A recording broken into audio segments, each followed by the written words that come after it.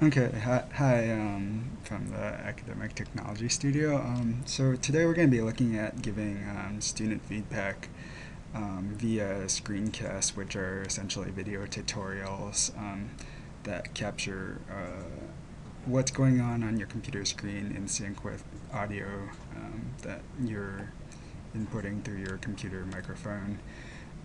So one of the reasons instructors sometimes like to give feedback via video is that it allows them to kind of discuss the student paper, sort of like a conference with the student paper, except that it's happening asynchronously.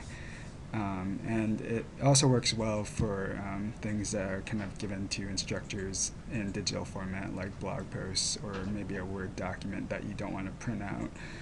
So rather than printing out a paper and sort of writing on it and then giving the student feedback back, you can kind of give them this video of you sort of commenting on their paper, which gives them kind of instantaneous feedback if you're the students sort of at the rough draft stage of their writing still. Um, so what we have here on the screen is just a blog post with some filler text here.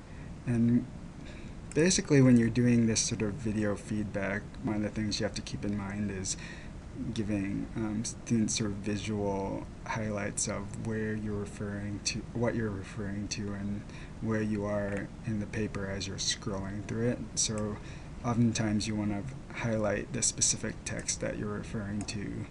And this blog post is actually online, but one of the tricks you can do is taking a quick screen capture of the blog post here and then looking at the snapshot of the blog post and using some software to perhaps highlight specific sentences. So you see that, so Tarot gives you this nice highlighting function, and you can also do stuff like add notes to specific sentences.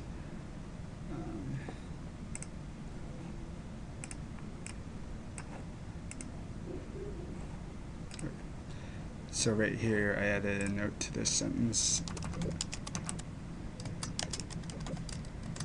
So you could sort of tell the student where they're doing well, or perhaps where they need some more work.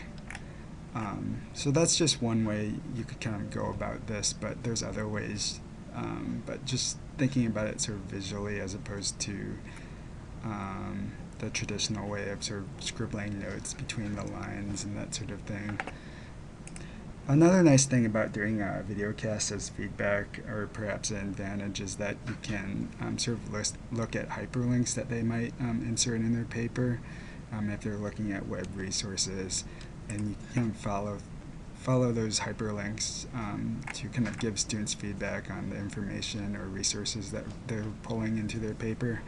And perhaps if they're not using enough, or if the resource that they're using you feel has questionable veracity, you can kind of give them feedback about, well, maybe you should pull some more resources in, or if you're using this article here, maybe you should look at the references in the article to pull in some more reliable or academic resources into this paper.